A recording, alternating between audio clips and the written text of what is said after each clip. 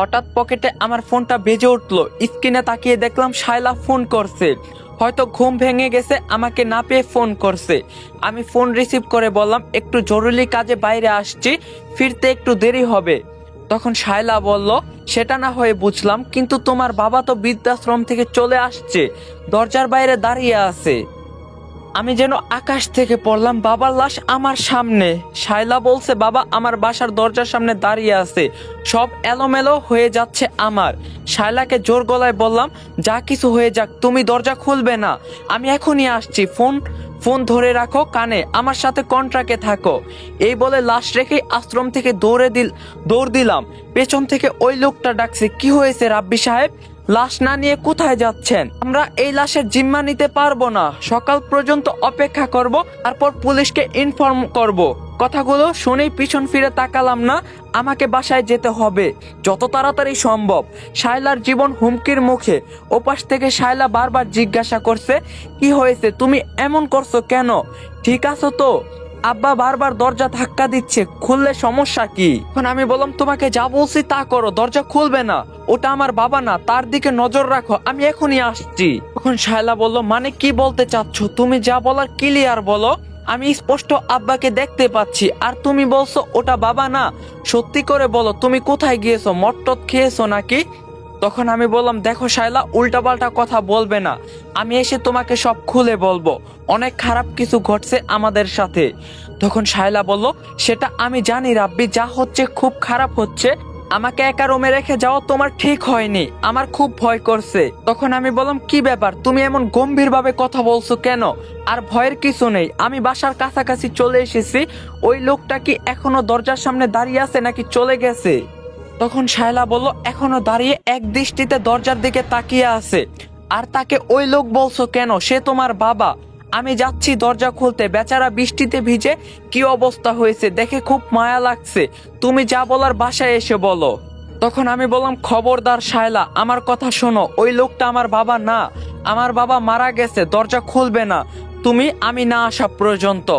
ওপাশ থেকে আর কোনো আওয়াজ এলো না। আমি ফোনটা হাতে বাড়ি দিচ্ছি বারবার, হ্যালো শায়লা, কথা বলছো না কেন?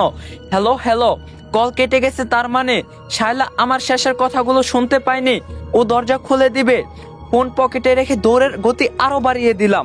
প্রায় সকাল হয়ে এসেছে, বৃষ্টিও থেমে গেছে, চারদিকের মানুষের আনাগোনাও বাড়ছে। আমাকে এভাবে দৌড়াতে দেখে সবাই অবাক দৃষ্টিতে তাকিয়ে আছে, আমার সেদিকে লক্ষ্য নেই। হঠাৎ একটা গাড়ি এসে আমাকে মেরে দিল। রাস্তা থেকে ছিটকে অনেকটা দূরে গিয়ে পড়লাম। এক মুহূর্তের জন্য সবকিছু ঝাপসা হয়ে গেল। আধো আধো চোখে দেখলাম গাড়িটা আমাকে পাশ কাটিয়ে ফুল স্পিডে চলে গেল। আশেপাশে মানুষজন জড়ো হয়ে গেছে। আমি অনেক কষ্টে উঠে দাঁড়িয়ে দেখলাম পাটা অনেকখানি কেটে গিয়েছে। দূর থেকে দেখা যাচ্ছে শায়লা বাসার গেটের সামনে দাঁড়িয়ে আছে জড়সড়ো হয়ে। শায়লাকে অক্ষত দেখে একটা দীর্ঘশ্বাস নিলাম, যাক চিন্তামুক্ত হলাম। ধীরে ধীরে শায়লার কাছে গিয়ে বললাম, তুমি ঠিক আছো তো? কি হয়েছিল, তুমি বাইরে দাঁড়িয়ে আছো কেন? শায়লা আমার কণ্ঠ শুনে চমকে গেল, রাগী চেহারায় আমার দিকে তাকিয়ে বলল, আমাকে একা রেখে কেন গিয়েছিলি তুই? জানোস আমি কত ভয় পাইছি, একদিকে তোর বাবা, আরেকদিকে একটা লাশ। তখন আমি বললাম, লাশ মানে কার লাশ? বাসার ভিতর লাশ আসলো কোথা থেকে? আর তোমাকে না বলছিলাম দরজা না খুলতে? ওটা বাবা ছিল না, বাবা মারা গিয়েছে রাতেই, আমি সেখানেই গিয়েছিলাম। এবার শায়লা খুব অসহায় ভাবে বলল, যদি তোমার কথা শুনে দরজাটা না খুলতাম তাহলে ওই লাশটা দেখতে হতো না, আমাকে ক্ষমা করে দিও। তখন আমি বললাম, কি সব আবল তাবল বলতাছো তুমি? এসো আমার সাথে, দেখি কোন লাশ, কার লাশ। রাত থেকে সবাই আমার মাথাটা খেয়ে দিচ্ছে এসব বলে। শায়লার হাত ধরতে গেলে ও দূরে সরে গিয়ে বলল, আমাকে ছোবে না, তুমি বাসায় যাও, আমি তোমার পিছন পিছন আসছি, খুব ভয় করছে। শায়লার এরকম আচরণ আমাকে অবাক করলো, বেশি মাথা ঘামালাম না। আমি বাসার ভিতর পা বাড়ালাম, শায়লাও আমার পিছন পিছন আসছে।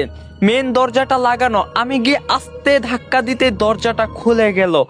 যা দেখলাম তাতে নিজের চোখকে বিশ্বাস করাতেই পারছিলাম না। এটা হতে পারে না, শায়লা রক্তাক্ত দেহটা মেঝেতে পড়ে আছে, ওর চোখ দুটো উপড়ে ফেলা হয়েছে, গলা থেকে এখনো ফিনকি দিয়ে রক্ত বের হচ্ছে। এই দৃশ্য দেখে আর দাঁড়িয়ে থাকতে পারলাম না, মেঝেতে হাঁটু গেড়ে বসে পড়লাম। আমার মুখ থেকে একটা টু শব্দও বের হচ্ছে না, পেছনের তাকানোর সাহস হচ্ছে না। একটু আগেও শায়লা আমার সাথে কথা বলছে। সাহস করে কাপ